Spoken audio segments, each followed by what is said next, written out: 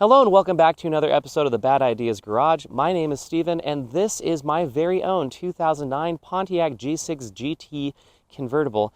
And I'm hoping to share with you today about how remarkable this particular model is because I really want to sell it on Cars and Bid. Let me try that again. Cars and Bids, which is Doug DeMiro's new online car auction website. And the reason why I want to do that is because even though the Pontiac G6 itself is not necessarily the most remarkable car in the world, the convertible variant, it's kind of rare. So what I'm going to be doing in today's video is I'll talk about all the cool things, as many cool things as there are to talk about, a Pontiac G6 convertible, and then a little bit of the history of this particular Pontiac G6 convertible, so the new buyer will have a full storied history of their vehicle before they buy it. And Doug, if you are watching this, I hope that there's lots of quirks and features here that you enjoy. Surprise! In the mid-2000s, General Motors was not doing very well financially, and particularly in the 2008 financial crisis, they had to do some pretty major restructuring. So that means that they had to spin off a couple of brands, such as Hummer and Saab, Saturn, Oldsmobile, and eventually they also had to get rid of Pontiac. There was a second that I thought Pontiac was going to stick around, but unfortunately they went away as well.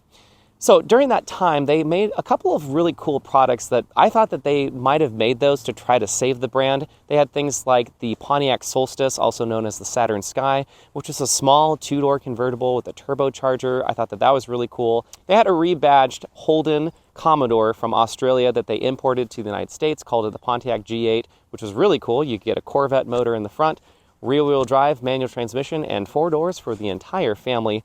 They had a couple of other products like this convertible, the Pontiac G5, which was a rebadged Chevy Cobalt, etc. Or maybe you know Pontiac for the weird cars like the Pontiac Aztek. The cars that I really think about are the Pontiac 6000 LE, actually, is because my dad had one of those when I was a kid, which was a very nondescript sedan. But even back then, you could get one of those with a diesel engine or all-wheel drive, which was really odd. And so Pontiac had a lot of really cool things throughout their history, and unfortunately they had to go away as a part of General Motors restructuring in 2008. However, I do want to talk about this particular Pontiac G6. In the US, when they were producing these, there is a company that's specifically known for making convertible tops for a lot of different car companies, including a lot of these that I saw on Wikipedia, and I had no idea that one of the very last products that they made as a company was the Pontiac G6 retractable hardtop. And again, only in the US could you get this as a convertible. And so this car is not designed necessarily to be a convertible. And so you can actually feel that when you're driving it quite a bit. And so we're going to explain a little bit more about that while we're driving later today. Now let's look at this particular G6. So the body is incredibly straight besides a little bit of a scuff right there. And then see these rotors? I mean, these rotors probably need to be resurfaced. It actually has really smooth braking performance, and so it grinds a little bit, even though there's plenty of brake life that's left. I would probably get those done if it were me. These tires are all-season tires, nothing remarkable, but there's some really good tread on it. So let's go ahead and take a look at this interior, though. So the dimensions of this interior and these seats are phenomenal. They're very, very comfortable. There's a power seat on this side. It has heated seats up here, which is really cool. Let me see if the other side has heated seats. Yes, there's heated seats on the other side too. That's great. And the materials in here are not anything special. This material right here it's not as bad as it looks. Just hard plastic, which is very General Motors from the era. You have a lot of your regular controls over here for your power door locks and your power windows and your power mirrors, and all of this works. On the steering wheel, you have your cruise control and you have your audio controls. The sound system in this actually works really well. You have your HVAC controls that are real buttons, which is really great. And I really like that. Maybe you see my other videos where I talk about how everything that's integrated into a screen I don't necessarily like as much. This one has a manual mode, which I don't actually use. I've tried it and it just doesn't really make any sense. And the performance orientation of this vehicle is just not the best. Back here, this is probably one of the best parts about the whole vehicle is that you can actually get full-size adults back here, and it's really not bad whatsoever. I also have a car seat that I put back here with both my 2-year-old and my 2-month-old, and everything works just great. I thought that it'd be kind of a tight fit, but it's actually not bad back here at all. You got a couple of cup holders back there, which is nice. You have a glove box over there. There isn't really anything remarkable. This is just it is a very comfortable car. Over here, you do have power seats, which is cool. And then you have a trunk popper. Let's go ahead and press that. So back here, there isn't really much you can see because the top is in this down position. The thing I really want to note back here is that this is a very complicated mess of wires and such, and a lot of this is factory. This side was messed with before I got it, and this actually has kind of a hard time staying up sometimes. It's not bad right now. This is the side that I had to work on, and you can see some of the wiring right there that I did. However, some of these sensors were not connected, so I used some solder, the solder crimp connectors that you just heat them up, and I used that here, and so everything works just fine. Which is great because that was the reason why I got it in the first place. And then this whole lid, I had to replace all of these because some of the cables had broken. However, it is all in place and it all looks good now. Now, a couple other things about this particular car. These headlights, so I'd probably replace these headlights if this were up to me and I kept it for longer. It's because these lenses, even though we buffed them, there's still a little bit of moisture that's getting in and they do get foggy rather quickly. However, as you just look at the car, I do like the way that it looks. I think it is a very handsome looking car.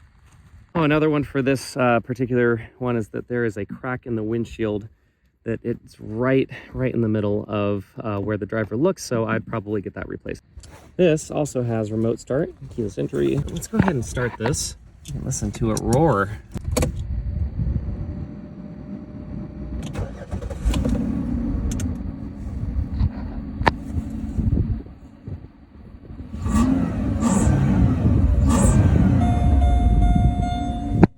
So that is on because I just rotated the tires, and I'll be using the TPS reset tool that you have to get in order to reset that. So that's what that light is over there.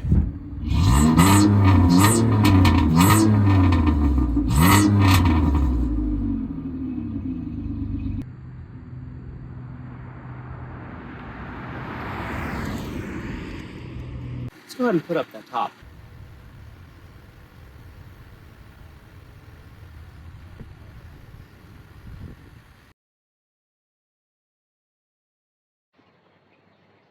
Yeah, I thought it was going to be decent weather today to be able to put the top down, but then I remembered I've lived in Oregon my entire life and it's February, so probably not. However, we're still gonna go on a drive. There you go. Yeah, these doors are absolutely massive, by the way. They're just huge. Part of it is for, you know, the back passengers, but a little bit of car yoga getting in. A cold start here.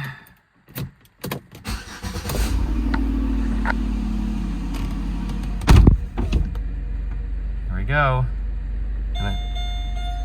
Yes, I know. Tools on the way. So it is just remarkably quiet in this car, and part of the reason why this was designed was, you know, to be more of like a cruiser, it seems like. So I'm just gonna back out of my driveway around the other cars that are in the Bad Ideas garage. I will say that this car feels a lot wider than it really is, just to be honest. But it's also very easy to maneuver. These mirrors are great. So even though I have to kind of get out of this driveway here, I mean, this car is really easy to be able to get out of, and I'm not even looking through the back. The back, I don't know, the back glass, you don't really have a lot of visibility out of the back. However, it's really not that big of a deal because these mirrors are just so good. A cold start acceleration.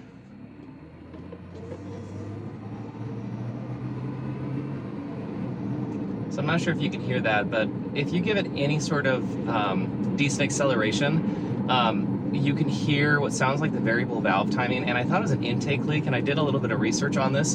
And what it is there's actually an exhaust leak at an exhaust joint after the Y pipe that does degrade over time. And so almost everything that I've read said that, yeah, that is indeed the problem. But I don't know, I thought there might have been like a custom intake on it or something at first, but it ended up being that exhaust leak, which also there's a little bit of a squeak as you're driving along, and I thought that it might be part of that as well. So a couple other things.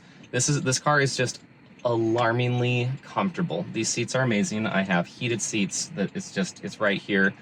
And even though it's a pretty cold day here, and it's a convertible, you can hardly tell.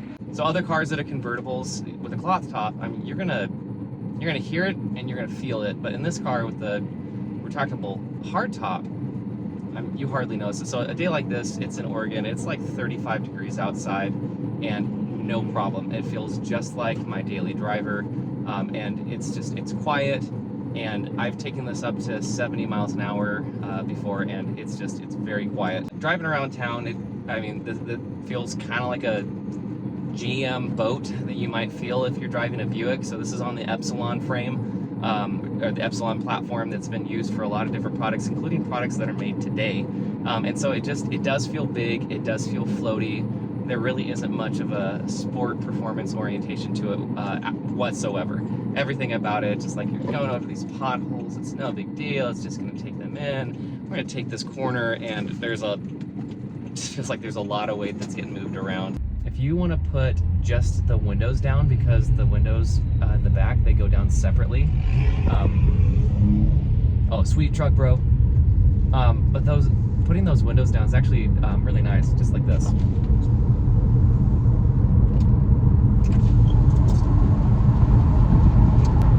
I guess it's kind of windy in here, but I like it. It's just weird. There's just no pillar. It's pretty awesome.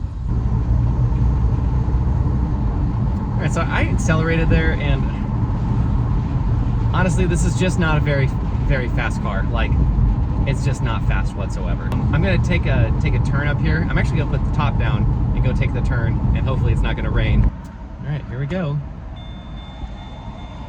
Check the cargo top. So, fun practical point. There's a couple of small boxes of clothes that we needed to deliver that I forgot to deliver, but because there's no trunk, and because it's got this little, basically little shade thing that goes over the rear tire, can't put the top down. And there's nowhere else to store things in this car.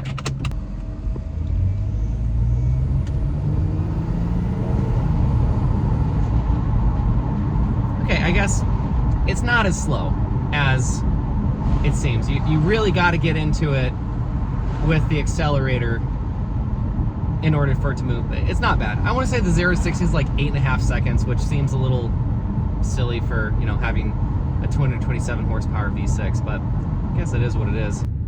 So because it's Oregon, you can see the gigantic black clouds behind us, and I'm driving into sunnier weather right here. I guess in conclusion, this is a really cool car, and I thought about holding on to it. I really liked cruising around with my kid, and when we went to go see the cousins, and driving around, it's just a supremely comfortable car, but I cannot explain how bad the sport performance is in this thing. It just, everything from the throttle response to the acceleration and to the way that it turns and how much weight it has, it's just not a sporty car whatsoever. And this car is not necessarily designed to be a sports car, but it was more of a sporty brand. This is the GT. They have the GTP, the GTX, etc. in the non-convertible versions as well. And some of those had a lot of horsepower. I think one of them had like 250 horsepower in it. You could get it at one point with a manual transmission, etc. I want to say that this has like 217 horsepower. It's actually a little unclear, just based on the engine code and when this was made. It's somewhere in the low 2000s. But even with that, it just doesn't have a lot of power whatsoever. And so going around a high-speed turn, it just doesn't feel sporty whatsoever. And that's probably the biggest reasons why I decided not to keep it, and also that I have, you know, a lot of other cars. All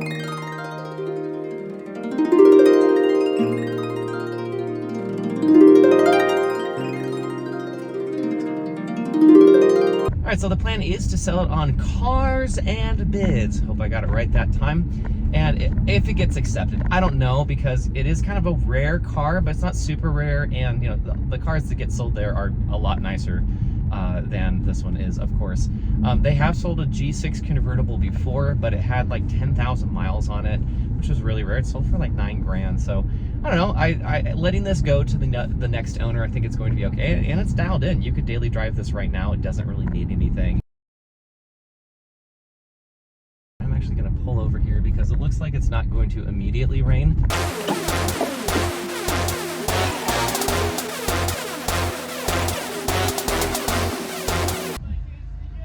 Oh no, no, sorry man. I love my town. He just asked if I happen to lose a dog, and the answer is no, but I feel super cool. Yeah, just press the button and then the windows come back up. Pretty cool. So with these windows up, I mean, it's pretty quiet. And I know I'm not going very fast right now. However, the thing that you could probably see is immediately the car vibrates a lot more. And that was actually one thing from the factory, and a lot of journalists said when this car came out, there were some improvements in 2008 to the structure, but with the top down in this car, it's just, there's a lot of roll and there's a lot of vibration. And I thought that there might have been something wrong with the car when I first put the top down, but sure enough, that's definitely part of this car because it wasn't necessarily meant to be a convertible from the factory. We're gonna put a little bit of gas here.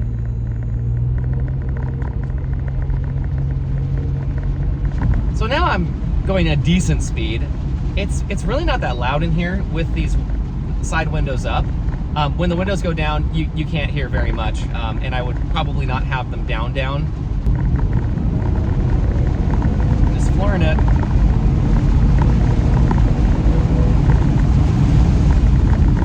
Let's do a high sweeping turn here.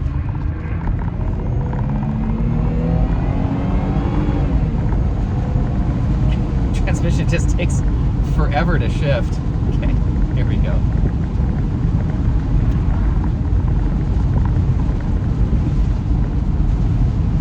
Oh, that body roll. There's a lot of motion in that ocean.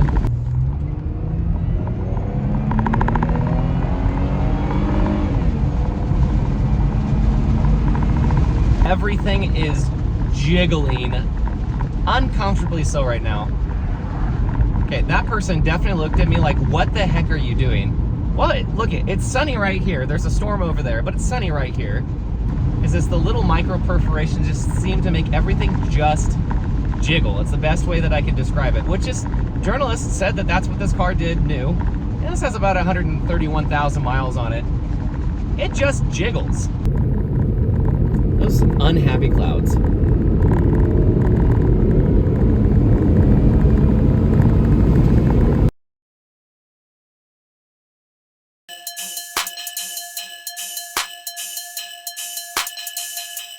Overall, if you do live in a cold weather climate and every once in a while it's a decent enough day that you can put the top down, but you don't want to deal with the regular convertible problems, things like having to replace your top or having it be really cold or whatever it is, hardtop convertible.